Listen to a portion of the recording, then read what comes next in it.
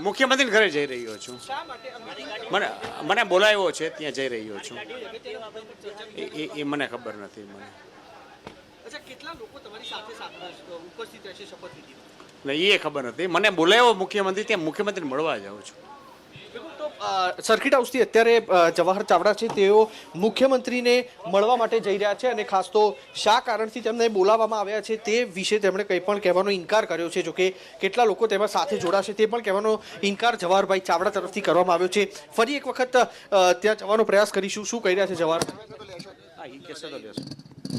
જવાહરભાઈ શપથ લીધા બાદ અગ્રતા કેને રહેશે વિકાસના કાર્યોને પેલા શપથ લેવાનું નથી લેવાનું એ ખબર નથી. શપથ આપનું નામ તો સૌથી મોખરે છે જવાહરભાઈ. મને ખબર નથી. ન મારી પાસે ન્યૂઝ આવ્યા છે, ન મને વાત થઈ છે.